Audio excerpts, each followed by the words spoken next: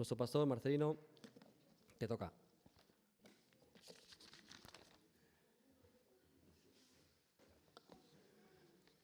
Muy buenos días. Espero que estéis con gozo en vuestro corazón, aun cuando las circunstancias muchas veces, ya habéis escuchado, no son las mejores, pero el gozo del Señor es el que nos alienta, el que nos consuela y el único que en estas situaciones pues, nos puede dar también de verdad las fuerzas para seguir adelante.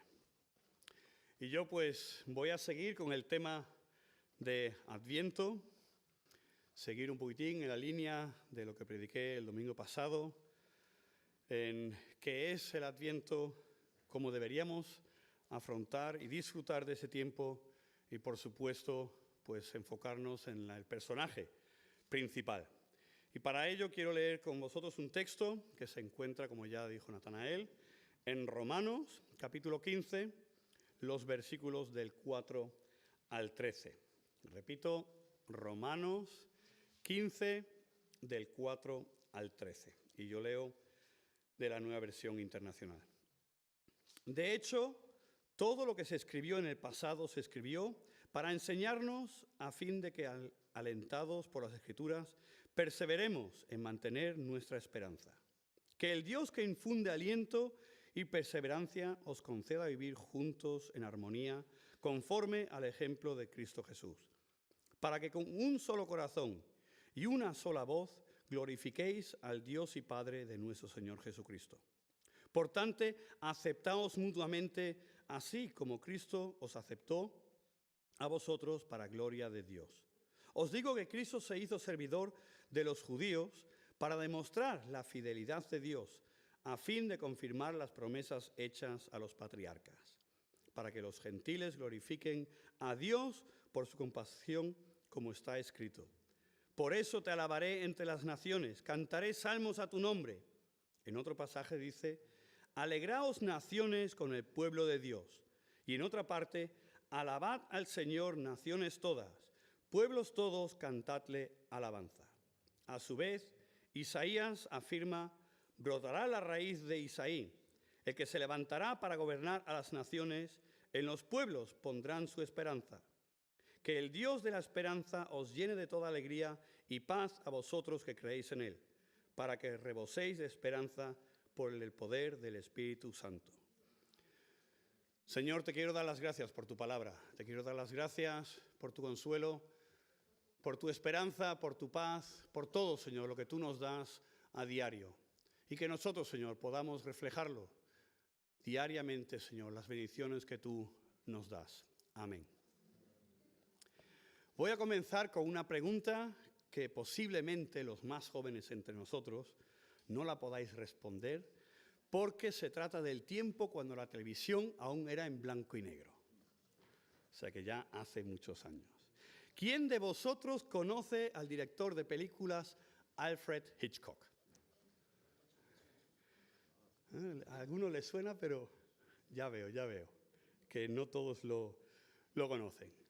Y algunos ahora pensaréis, bueno, el texto que acaba de leer no es que tenga mucho que ver con Adviento. Y ahora viene con una pregunta sobre películas y aún encima películas antiguas. Pero ya veréis a dónde me voy. ¿Quién de vosotros no conoce a este director y escritor de películas de crimen suspenses? A mí me encantaban verlas, porque hasta el final no sabías quién era el asesino.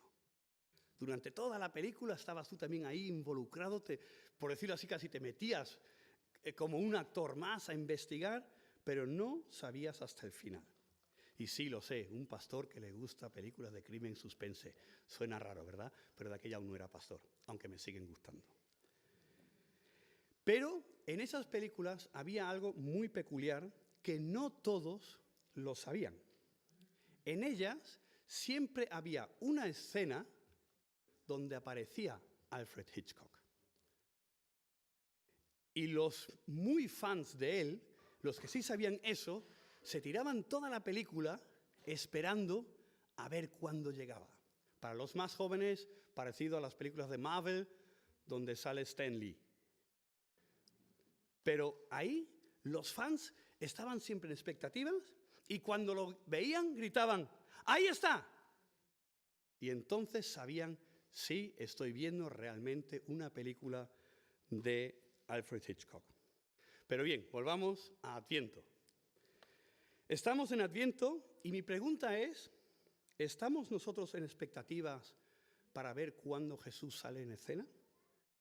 ¿Somos nosotros esa clase de fans de Jesús? ¿Tenemos puesto la atención para poder gritar, ¡ahí está! Y entonces estar seguros de que estamos viendo su gloria. Ese tiempo de Adviento, de Navidad, suele ser el tiempo donde nos ponemos a reflexionar un poco. Miramos hacia atrás y pensamos qué podríamos haber hecho mejor o como mínimo qué podríamos haber hecho de una forma diferente. Usamos el tiempo para reunir a la familia y así posiblemente compensar un poco el tiempo perdido durante todo el año. Porque, seamos sinceros, normalmente nos proponemos que tengo que pasar más tiempo con mis hijos, tengo que dedicarle más tiempo a mi esposo o a mi esposa, tengo que visitar más a menudo a mis abuelos, etcétera, etcétera. Pero después, como así, caemos en la misma trampa de siempre y nos preocupamos de todo menos de lo que es de verdad importante. Y entre ello también, o principalmente, lo importante es pasar tiempo con Dios, pasar tiempo con Jesús. Hace unas semanas, hablando con un hermano de nuestra iglesia, me dijo, noto que tengo que invertir más tiempo con mis hijos porque el tiempo vuela. Y es verdad, y yo me acordé de cuando mis hijos eran pequeños, yo estaba aún trabajando de fontanero, y después de que salía a las 4:30, 5 del trabajo, muchas veces me iba a hacer otros trabajos en casa de algún pariente o de algún amigo o de lo que sea. De aquella ya también estaba en la directiva y entonces muchas veces pues teníamos reuniones en la directiva. Y me acuerdo un martes que llegué a casa del trabajo, me duché ligero mientras mi mujer me puso la comida y de pronto mi hija me ve y me dice, papá, ¿dónde vas? Digo, ya es que tengo una reunión de consejo de iglesia y se me quedó mirando, tendría 7, 8 años, no me acuerdo fijo eso, y me dice, ¿y cuándo tienes tiempo para nosotros? Y me di cuenta de cómo vuela el tiempo. Y lo vemos aquí en la iglesia con los niños. Te tiras a lo mejor 2 meses sin verlos y de pronto dices, madre mía, cómo ha crecido, cómo ha cambiado. O sea que muchas veces no nos damos cuenta de lo importante. Y Pablo nos da aquí un estímulo por parte de Dios. Voy a leer nuevamente los versículos 5 y 6. Que el Dios que infunde aliento y perseverancia os conceda vivir juntos en armonía, conforme al ejemplo de Cristo Jesús, para que con un solo corazón y una sola voz glorifiquéis al Dios y Padre de nuestro Señor Jesucristo. Porque cuando lo hacemos unidos es cuando tiene más poder todavía. Cuando glorificamos juntos al mismo Dios es cuando damos testimonio hacia afuera. Y sigue diciendo en el versículo 7, por tanto, aceptaos mutuamente, así como Cristo os aceptó a vosotros para gloria de Dios. Él nos está exhortando aquí a que nos aceptemos. Navidad es la fiesta donde se dice que estamos festejando la fiesta del amor y de la paz. Y también de la paciencia. Ya me conocéis que yo y la paciencia somos 2 polos opuestos. En un día normal, entre semana o también los domingos, cuando comemos en casa, yo soy alguien que me dicen que soy más bien un pavo, porque trago. O sea, cuando los otros están aún con la sopa, yo ya estoy con el postre. Y muchas veces cuando termino de comer, estoy en la mesa y estoy así, esperando a que el último o la última, que casi siempre mi madre, dé el último bocado y ya me pongo a recoger, porque ya no aguanto más. Sin embargo, el día de Nochebuena, nos sentamos más o menos sobre las 8 de la tarde a cenar después del culto de Nochebuena, y aunque sí es verdad que entre medio pues se recoge a lo mejor alguna cosa que ya está estorbando para poder poner la siguiente cosa, pero estamos hasta la 1 de la madrugada sentados en la mesa comiendo y hablando y yo estoy tan relajado.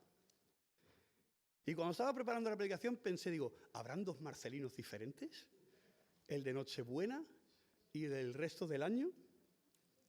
El tiempo de Adviento es el tiempo donde podemos aprender paciencia. Pero no solo podemos aprender, no tenéis que estar de pie, por aquí aún hay muchos sitios para sentaros, si no después os duelen las piernas. No solo es el tiempo de aprender paciencia, sino también de conocer a aquel quien nos quiere regalar la paciencia y la esperanza.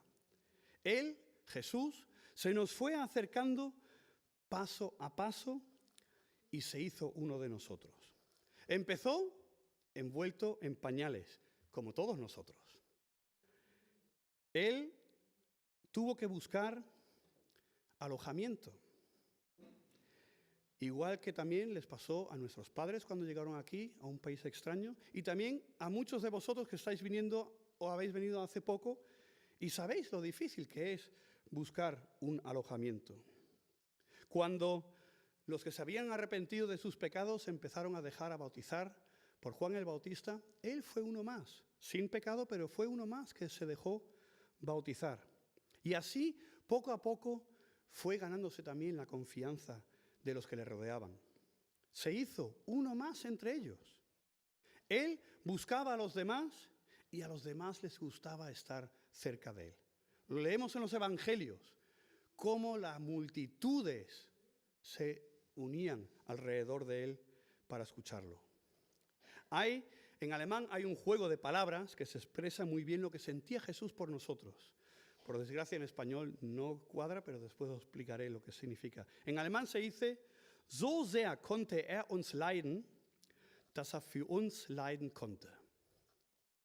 Es un juego de palabras que la palabra leiden significa apreciar y padecer. Y tanto nos apreció Jesús que padeció por nosotros. El nacimiento, la vida, la muerte y la resurrección de Jesús nos da esa esperanza que tanto se expresa también en el tiempo de Adviento. Una esperanza a su segunda venida. Esa esperanza el que nos debe dar aliento y paciencia. Esa esperanza trae luz a la oscuridad. ¿Y sabéis cuál es la mayor esperanza en la oscuridad? Pues la luz. La luz. Mi hermana, cuando era pequeña, bueno, sigue siendo pequeña, pero digo cuando era jovencita, ella y yo, bueno, con toda la familia nos íbamos siempre en el tren de vacaciones a Galicia. Para nosotros los niños era algo muy bonito. Una, porque podías correr por los pasillos del tren como te daba la gana. Eran 2 días y 2 noches, eso sí, cuando llegábamos a París. En París teníamos que ir de la estación del norte a la estación del sur. Y mi padre, que fue el que me enseñó cómo es paciencia, porque tampoco la tenía, salíamos corriendo, venga un taxi que nos tiene que llevar porque si no vamos a perder el otro tren. O sea, ahí no nos gustaba mucho, pero sí que lo disfrutábamos. Y además que teníamos estos vagones que se hacían literas y a la noche ibas durmiendo en el tren, ibas moviéndote así, pero nosotros lo disfrutábamos. Pero había una situación, muchas situaciones en el viaje, donde mi hermana no lo disfrutaba tanto. Cuando entrábamos a un túnel, mi hermana tenía miedo y se agachaba. Y solo abría así un poquitín el ojo. Y cuando ya al final del túnel veía la luz, se incorporaba otra vez. ¿Por qué? Porque sabía que el túnel se acababa. Y Jesús es esa luz que nos da esperanza que todo tendrá un final feliz para los que estamos realmente esperándole con paciencia y con confianza en Él. Y me pregunto si yo estoy tanto a la expectativa a ver a Jesús actuando como lo estaba de aquella cuando veía salir a Alfred Hitchcock en una escena. ¿Y qué pasa con aquellos que no tienen esa luz y esa esperanza? Para ellos somos nosotros llamados a ser luz. Por eso Pablo nos llama a aceptarnos unos a otros como Cristo nos aceptó. Porque eso refleja que llevamos a Cristo en nosotros. Por eso Pablo nos dice que nos alegremos con el pueblo de Dios, que alabemos al Señor y cantemos alabanzas juntos. ¿Os suponéis las alabanzas que acabamos de cantar aquí dentro de esas paredes, que lo hubiésemos hecho en la plaza del mercado, ahí en Lenten? ¿No que pensáis que se quedaría mucha gente parados para decir qué están haciendo estos aquí, un grupo tan grande cantando? Claro que sí, claro que lo harían. Nosotros debemos de ser contagiosos, no con la gripe, ni el corona, ni nada de eso, pero sí con el gozo que nos da el Señor. Eso hace que otros se fijen en nosotros y quieran tener lo mismo. Ayer, como dijo Natanael, tuvimos ese torneo. Y esta vez por lo menos hemos ganado un partido. En febrero no ganamos ni uno. Pero ¿sabéis? Él ya os lo dijo, el último partido fue contra otra iglesia. Y antes del partido, cuando entramos al campo los dos equipos, uno de otro equipo que estaba al lado lo escuché decir, wow, eso sí que nunca lo he visto. En un torneo así, 2 iglesias evangélicas jugando. Nosotros tenemos en nuestras camisetas FC Evangélico y ellos también tenían el emblema de su iglesia. Y sin tener que hacer nada, jugando al fútbol, dimos testimonio. Y antes del primer partido nos reunimos en el campo, hicimos un coro y nos pusimos a orar. No tenemos que hacer grandes cosas para que los demás se fijen de que tenemos a Dios en nosotros.